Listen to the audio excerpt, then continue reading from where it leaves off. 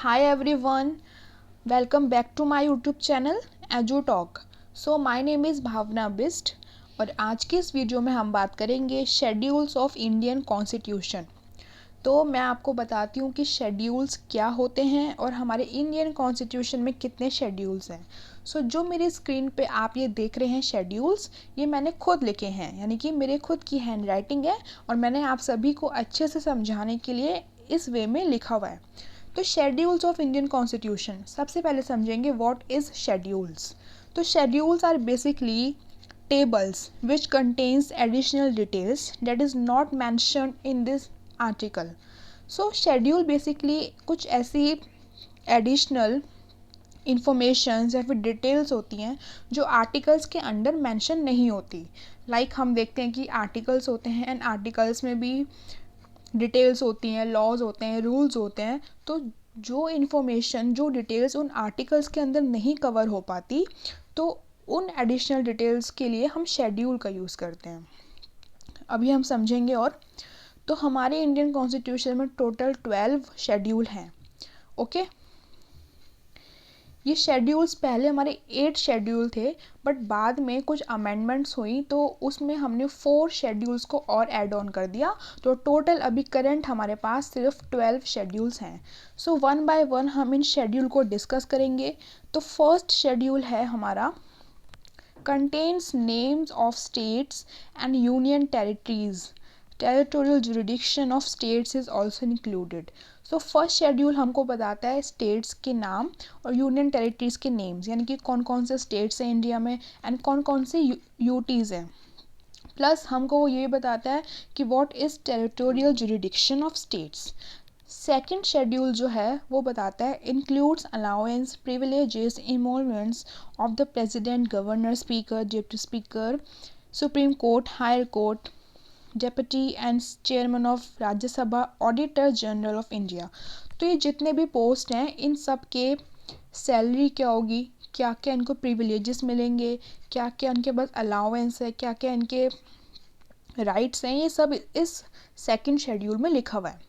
Moving to next schedule, that is third schedule. Third schedule contains the forms of oath and affirmation of union minister, MPs, Supreme Court judge, all ministers, high court judges. तो जितने भी हमारे prime minister की oath होती हैं, president की oath होती है या फिर किसी जज की ओथ होती है या कोई भी मिनिस्टर है, उनकी जो ओथ होती है वो इस शेड्यूल के अंदर है। ओके, फोर्थ है it contains the provisions in relation to the allocation of seats for state and UT in Rajya Sabha. तो फोर्थ शेड्यूल हमको ये बताता है कि राज्यसभा की कितनी सीट्स एलोकेट्स होंगी स्टेट्स के लिए एंड यूटी के लिए।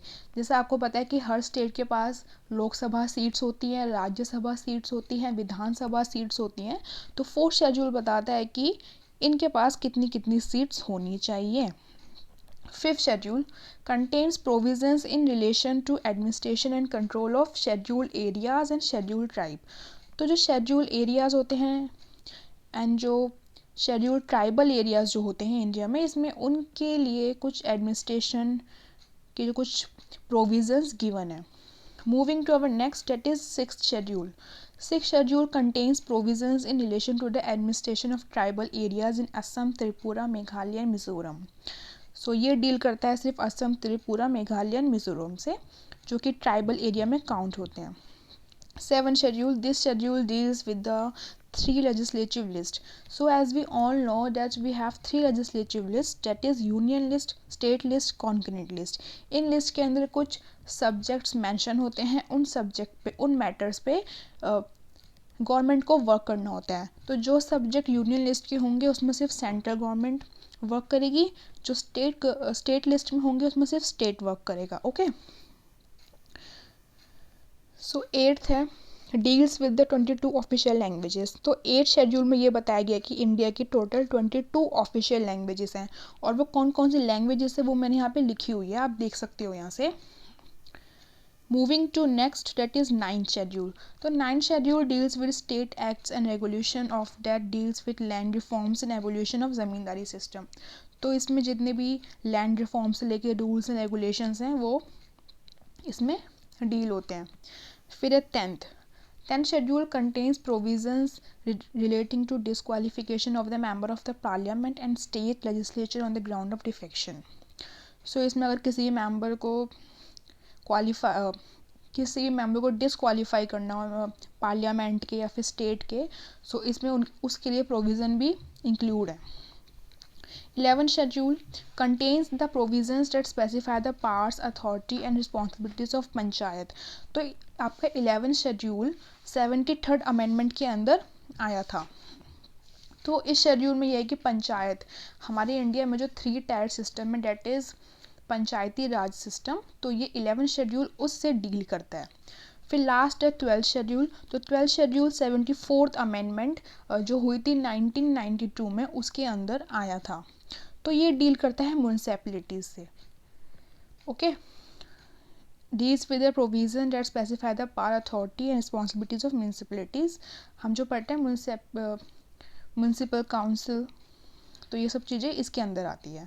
सो ये था हमारा शेड्यूल्स इन इंडियन कॉन्स्टिट्यूशन. अगर आपको वीडियो पसंद आया तो प्लीज़ लाइक करें और मेरे चैनल को अपने फ्रेंड्स के साथ शेयर ज़रूर करें. अब हम मिलेंगे अपनी नेक्स्ट वीडियो में. तब तक के लिए टेक केयर, बाय बाय.